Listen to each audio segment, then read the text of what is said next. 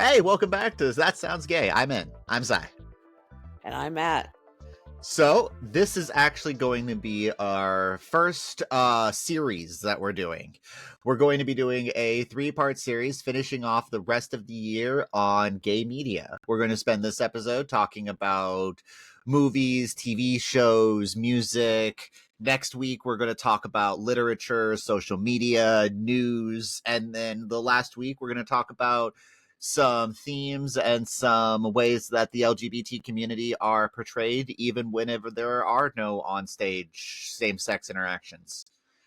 Yeah, this series is really exciting. I'm glad this is going to be our first series, Si. Yeah, and we've got quite a lot to discuss, so let's get into it. Let's get into it. We'll be right back.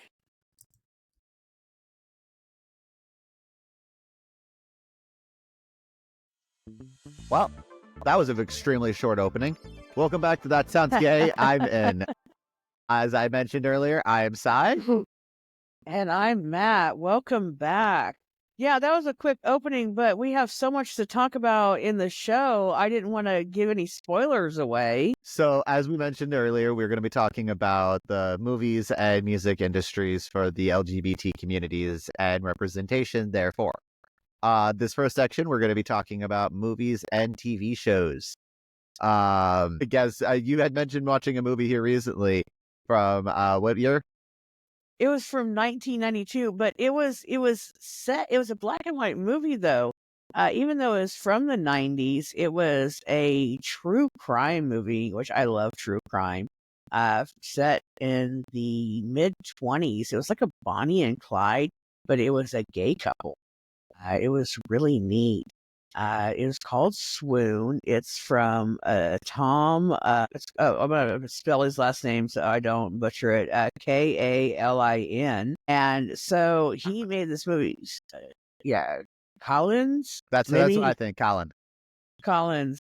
But it's this gay couple that, of course, they weren't out and about in their community. They were rich couple, secretive couple, and they were doing petty crimes, and they decided to kidnap one of them's younger brother and hold him for ransom, but they didn't want to hold the younger brother, so they decided to murder him. And but they didn't do a very good job because they didn't have podcasts of true crime back then that teach you how to get away with murder like they do now. And so they did a very poor job of hiding the body, and so the body was found before they even asked for ransom, and so that just like completely destroyed their plans. So they had to go to court, and their court was more about them being homosexuals than them being murderers. And so they were more on trial for them being gay than them murdering this young boy. And by the way, they didn't end up kidnapping his younger brother because they were driving around and couldn't find his younger brother. So they just picked up some random boy that they thought might belong to a rich family. And yeah, I mean, they were not very organized at all. Like I said, they didn't have the podcast like we do now to teach them how to get away with stuff. They had no plans. They were not organized. Their alibi was really, really poor. Really, really poor together. But the whole movie was about their entire lives, clear until the end. But great movie. Suggest you go watch it. It's called Swoon. I won't tell you how it all came to end, but definitely go check that out. What movie was you telling me about the other day that you checked out? First of all, I want to say I'm going to break my own rules for a second. We were talking about like keeping everything kind of concise, but you were explaining that show or that movie, and there's a musical that just came out called Why Am I So Single? And right. It basically sounds just like that. So you were talking about, so the premise of the musical is gay guy and this woman, they're best friends, and they just absolutely rob the woman's father blind. Like they just completely take everything from him, and they realize that they're screwed. This is Right. probably their last day. So they decide to go off and have an absolute blast, and they do a very Bonnie and Clyde style thing. I don't know how it ends because I don't think it's out yet. My husband's obsessed with that musical. It has some really funny moments, but it's called Why Am I So Single? I'm gonna have to check that out. So It's a we will have comedy. to we'll have to talk about that more in the next episode when we're talking about musicals. Um, but yeah, this was real. This is 1992. Film when we're doing more queer cinema, and queer cinema was a term that was used. What'd you say? That was used kind of like the term woke. Yeah, it's new Uh, queer cinema. It was something that was kind of brought up in the 90s.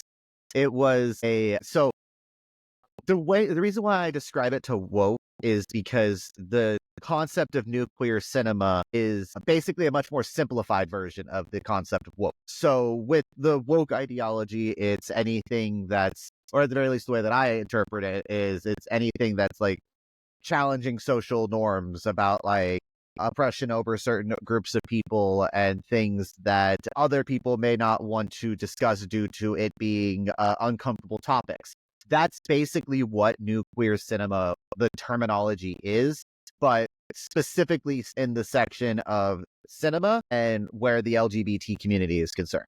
The concept of new queer cinema was kind of a almost protest that would describe or that would show off things of heteronormativity and how the LGBT people were often put down for things. That movie would even be considered a part of the whole new queer cinema thing because of the fact that they were more focusing on the court cases of the LGBT side rather than the murder. Right. I mean, so that's what was so cool about this movie was the fact that they really showed how the discrimination, like they kicked all the women out of the court because they didn't want the women to hear about the perverted nature of their relationship that these men, were doing, with each other. And so like the woman that was sitting there typing, and she was like, "Me too. Like I'm working here." And the judge was like, "Yeah, you too. You're a woman, and your ears cannot hear this." And she was mad, like, "I'm a professional." And you can even see that when she walked out of the courtroom, she even stopped and turned back, like she was so insulted that she couldn't even do her job.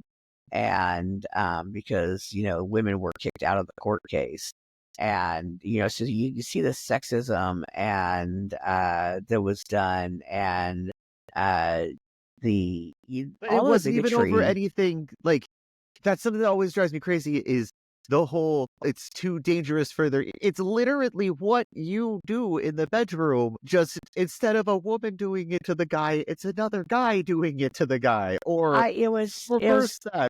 Or is and what you do in the bedroom so disturbed that you can't hear about it? Well, and something else about this side is in this movie that they had one guy with his shirt off but had bottom pajamas on, and the other guy had long johns on that were tops and bottom pajamas on. And during their sex scene, that you could see them performative sex scenes, but they were clothed. And so this was 1992, and so a movie with a sex scene was two men. That was as close as you got, because this was 1992, and anything more risky you would have had, and their kisses were closed mouth.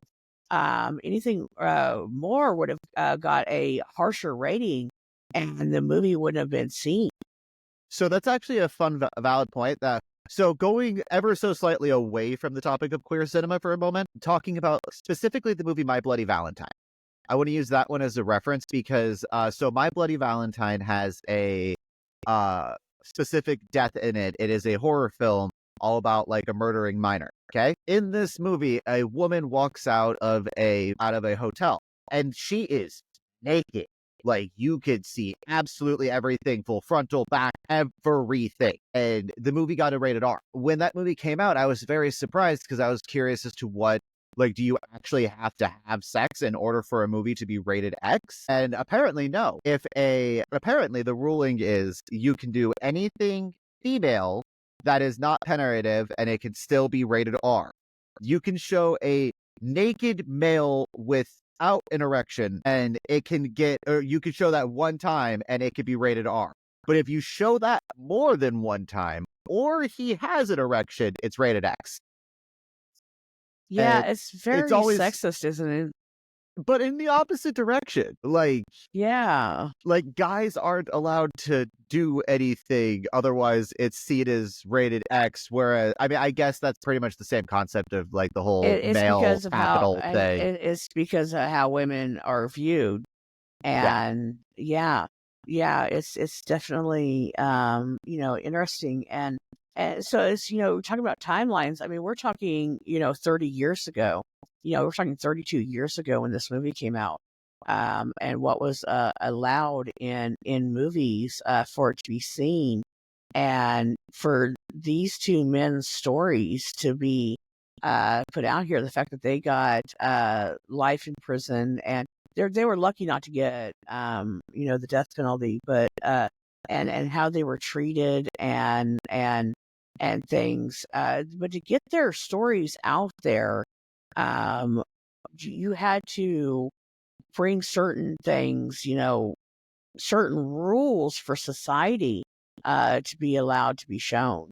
And just we have to, hold back a certain aspect for society to catch up, I guess.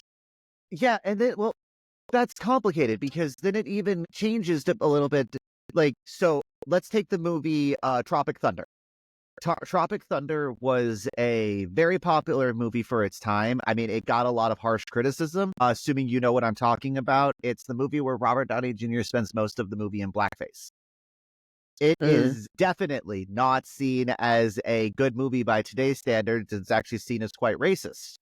But back in the time, things change as society progresses. Most of the time, it's for bad movie from the time. Like, again, taking Disney Plus for example, we have there's certain movies that were seen as masterpieces back in the day. Take the Aristocrats, the old movie with the cats, and now if you go load that movie up, it actually has, I don't want to call it a trigger warning, but more of like a cultural warning, saying that there's a lot of negative views and stereotypical views that are portrayed in this film. And I like the fact that like we kind of progress as things go, and while things may not be like how bad things were in the movie Swoon, things are different nowadays though. So like, I mean, depending on your outlook, but like now we can even legally get married, and that's only been 10 years.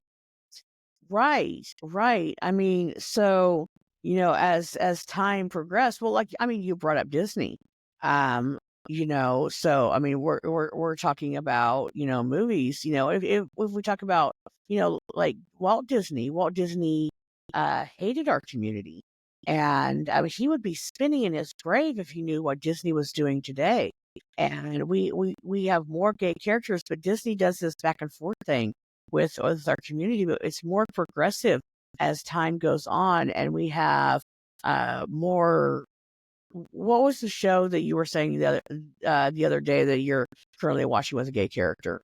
So a couple of them. The one that my current obsession is over, I'm not gonna lie, it's a kids show, but it is definitely probably the most involved and story driven. Like, I don't want to say adult themed because it's definitely not, but like there is death, there's like plot, and that's the TV show Owl House. It's a super cute show about this little Mexican girl getting stuck in a fantasy world, but it's a very dark fantasy world where like this adorable creature named Hootie is just able to like take off his skin and is just like this long skeleton bird thing, and it's really creepy, but still in a kid's way.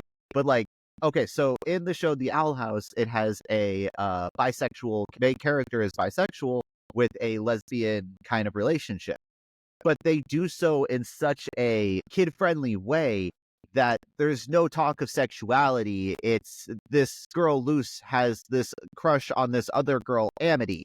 It's like they blush, they stumble over their words, they're really awkward. There's nothing sexual about it, if that makes sense, which makes it such It's a very good way of normal. introducing. It's just It's this little girl has a crush on this little girl.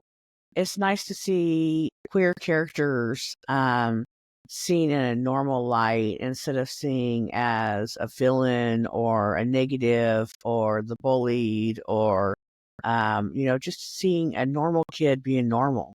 Which, I mean, that's even so much as a trope now that the LGBT character is the villain of the story. I mean, Hannibal Lecter. You don't get much more. Right. But Right. like, that's not to say, of course, that there's not LGBT villains out there. I've met quite a few of them that I would love to do things that I don't think I can legally say on the air. But definitely, we live a very normal life. I mean, when people look, we get talked about in media and we get politicized. It's very, what is the queer community doing? It's nice to see that in the media when we're seen being very normal and having, normal lives. When we're seen in media, then kids can see themselves in being a normal human being and see themselves. And representation is very important. And that's what's great about movies and music and any form of media and in books. And that's why we're talking about this is we want queer people to see themselves in these forms of media. And that's why it's so important. Grace is a show that was, network TV and made big headlines. Will and Grace showed a normal life of two gay friends and their straight female friend. And it was such a great deal. And it was through the 90s and they showed, that you could be different kind of gay. And it was such a great deal. And so I looked up today for this podcast. When was the first network kiss? Because it was the Jack and Will kiss. And I thought it was in the 90s. It was not. It was February 22nd, the year 2000. And that was the first. Close. It's really close. But we're talking 24 years ago before network TV had a gay kiss. And it wasn't even a romantic kiss. It was a politicized kiss. So we're talking this decade, we got our first publicized, kiss. I mean, so representation matters. And they knew that on that show. And so they went there. But of course, I mean, it was so great and it was so powerful. And I was 20 years old, 19 years old. It was right before my 20th birthday. And I was just thrilled. Don't call me old, Cy. Don't call me old.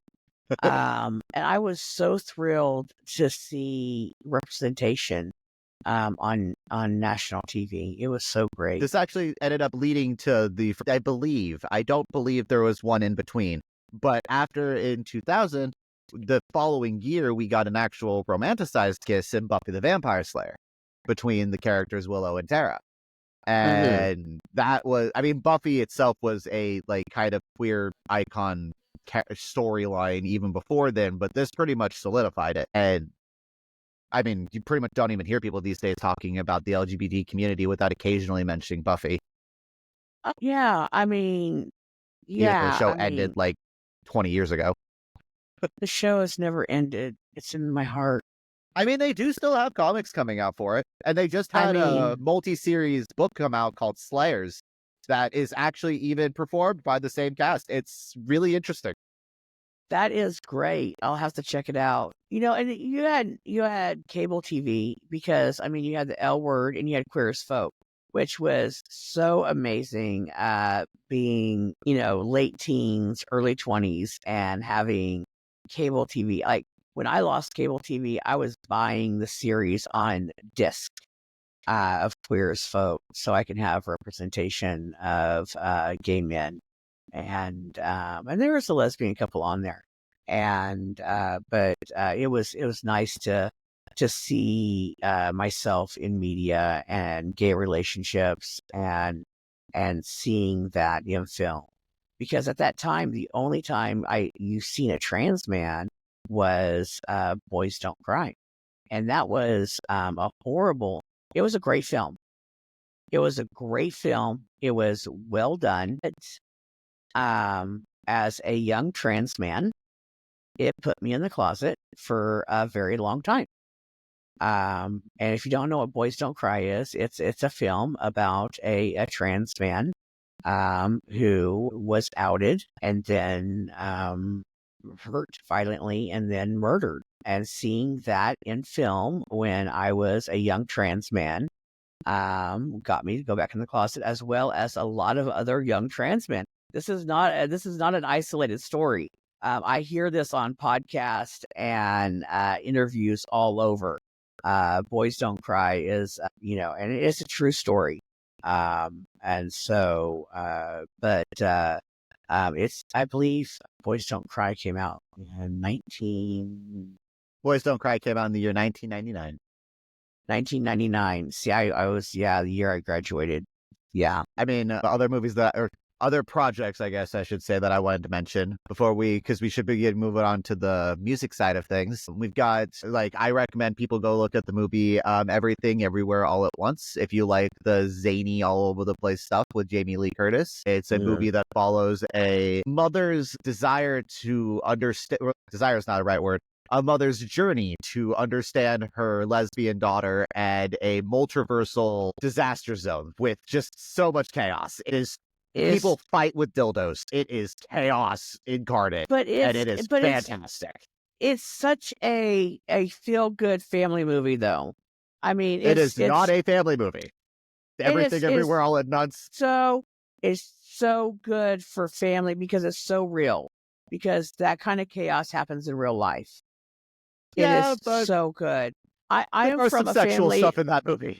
It's true, though, but I mean, I am from a family with adopted children, and that deals with, sexuality and trauma. And I'm telling you, I would watch this with my adopted children. And I don't remember. Where are you? I'm telling you, this is like real life chaos. It's rated R. I don't care. I mean, I've watched the most craziest stuff. I'm telling you, it's great. But also, this one definitely family friendly. If you like the darker side and the witchy side of the Marvel universe, Agatha All Along, a TV show that follows the child of the Scarlet Witch, and it's fantastic. Patti LuPone's in it. There's a lot of singing, a lot of fun. Aubrey Plaza's a lesbian, and it's beautiful.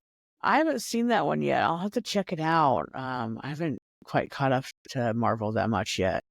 9-episode TV series. They put out the entire thing in the month of October. It's so good. I strongly suggest watching it. But with that, we're going to take a couple minute break and come on back to talk about some music. So we'll be right back. Sounds great. Hey there. Here at That Sounds Gay, I'm in. We care a lot about the health of our community, both mental and physical. And today, we've got an important health update for you. Mpox, formerly known as monkeypox, is a viral infection that's been making headlines recently and since 2022 here in America. But don't worry, we've got the facts you need to stay informed and stay safe. Now, Mpox is a disease that can spread through close contact with an infected person or animal. It is important to recognize the symptoms early, though. These symptoms can include, but may also include others, fever, body aches, and a rash that starts as bumps and turns into sores over time. While Mpox is usually mild, it can sometimes lead to more serious complications. But here's the good news. There are ways to protect yourself. Practicing good hygiene and avoiding close contact with anyone who's been exposed to the virus or who you believe may have been exposed to the virus, and, of course, getting yourself vaccinated if you're at higher risk are all important steps you can take to reduce your chances of getting Mpox. For more information on prevention, symptoms, and treatment options, visit or contact your local healthcare provider or personal doctor. Staying informed is the best way to keep you and your loved ones safe. Remember, knowledge is power, and unlike what G.I. Jose says, you don't know enough. So remember, staying prepared is the key to having a good health. Thank you for listening, and we're excited to see you guys in the next show. See ya. Welcome back to That Sounds Gay, I'm In. So we just got done talking about the movie side of everything, and that's just the bare minimum. Like, honestly, we could probably turn this entire podcast into nothing but a gay media podcast and just talk about this stuff for years. And we'll come back to it eventually, but that was a introduction to good gay movies and TV shows. But now let's go ahead and start talking about some music sides of everything. Right, absolutely. I mean, we've had some great queer artists over the years, and from a little bit before me, not quite my age, as old as I am, generation before me, David Bowie. Before my time, David Bowie was gender fluid and was just very exploratory of sexuality. And I loved David Bowie's music when I was growing up. I mean, it was just, the 70s. I was born in the 80s, so the 70s wasn't that much before me. And so just very, the non binary queer artist in rock. I just loved it. I mean, I definitely at the very least know of his music, but I wasn't my thing, I guess, was probably more of my family and the time period that I grew up in was Christine W. Power of Music, very gay club music. Clubbing was very big back then. And I wasn't that old yet, but so random fun fact about me. My family comes from the opposite side of the spectrum. My mother is the token straight. The rest of the family is gay in every possible. Like my uncle is gay. I'm gay. I've got a trans aunt. I've got it's just my mother who's straight. So I was introduced to so much gay music. Christine W. is pretty much the one I knew about mostly, and also Freddie Mercury. Yeah, I was big into Freddie Mercury growing up. Now, I'm from a very straight community. We only had 1,000 people in my small town, and I was, raised by a very straight family. I'm like the only gay person in my family. But I hung on to Queen. That was like my savior in my small town. I was rocking to Queen with my, headphones on and my little single disc player, or my Walkman before then, with my cassette tapes, walking around. That was back with me growing up, and that's the queer icons that. But Christina W. was definitely in my 90s, in my teen years. I mean, that was definitely keeping me going. Definitely. But then but we had a lot of, we had the hair bands that, they weren't quite queer, but, we had a lot of Queer openness. themes. We had a lot of openness, from the 80s, and we had Madonna that was so open with her sexuality. And she embraced the queer community. And so she was somebody that we could lean on and, be there. And in those small towns when we were young and growing up and latch onto. And so now we have Lady Gaga. Yeah. And, and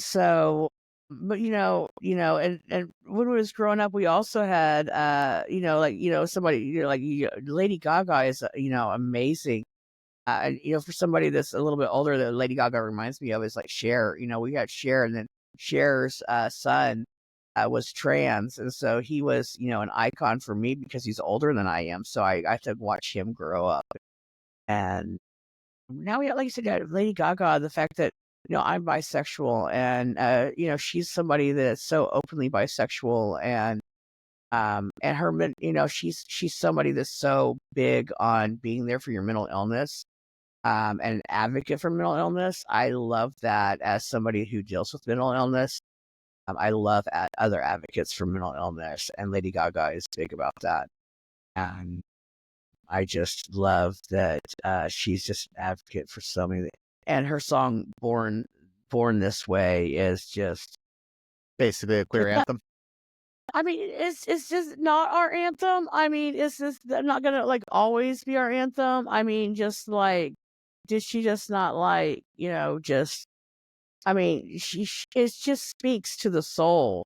I mean, it's gonna be like that gonna be one of our anthems at least, I mean, it's like the YMCA from beyond, from before, I mean, that's what they had from the past, the way, and now we have Born This Way. I mean, that's been around for a minute, and I don't think it's going anywhere. I But mean, her outfits, like, never met, or I've never met her either, but I've never heard of a celebrity that goes to a red carpet in meat. Like, right. the clothes is a loose term. The things that she puts on her are very interesting and fun to. I like drama. I don't like being a part of it, but I like observing it, and it's amusing to watch. And I love seeing some of the interesting looks that come out of everything. I'm not all that interested in her as an actress, though. I mean, I never really exactly liked her as the. So I hate to say it like this, but I've always had a soft spot in my heart for a specific character, Harley Quinn. And when I learned that Lady Gaga was going to be playing Harley Quinn in the Joker sequel, I was horrified It because was hard for you, wasn't it? It was I hard. hated Joker 1. It Yeah. was such a bad movie, in my opinion. And then I found out they were making Joker 2. And then I found out that Harley Quinn was going to be in it. And I was so confused. And then I found out that it was going to be Lady Gaga. And I hated her in American Horror Story. And then they made it a musical. Why did they make Joker a musical? Why? Yeah. Unnecessary. Unnecessary. That's not Lady Gaga's fault, other than the fact that she took the part. I mean, We still honor her as, I believe she goes by High Priestess. Don't quote me on that. I mean, that's a title to give yourself. I don't think she gave it to herself. I think that might be where she is in the the pagan, which I don't understand. I have children that understand all of that, and I respect it very well, and I honor everything that they do. I just don't understand religion. But shifting gears just a little bit, because I mean, it's not really necessarily music, but another person I want to talk about was RuPaul. They have their whole lip syncing and like their drag performances, and like Yeah, RuPaul has been such a big character in just. yeah, kind of really like an icon. I mean, like Drew Paul really made I'm sorry, uh, who? RuPaul. Did I say what did I You say? said Drew Paul. I'm sorry, I have a stutter. RuPaul has really brought drag into media and made it real popular for the masses to understand what's going on in drag. And drag has been more out in the open because of RuPaul, and RuPaul has done a lot of work. Now, I will have to say, as a trans person, I've had issues with RuPaul. I do have, personal things to say about RuPaul and what RuPaul has done and said with trans people. I know RuPaul has apologies, and I have my own personal opinions. That's not neither here nor there. RuPaul has done a lot for the community, and I do want to state that. And Drag Race has done a lot for the community, and drag has done a lot for the community. And so, Drag's done a lot for self-expression within itself. I mean, while it's always attributed to the LGBT community, I've met several straight drag queens with families, and they go off of stage, they get out of their outfit, and they go home to their wife and kids, and it's literally a performance. It is a show. Some people even do it as a job.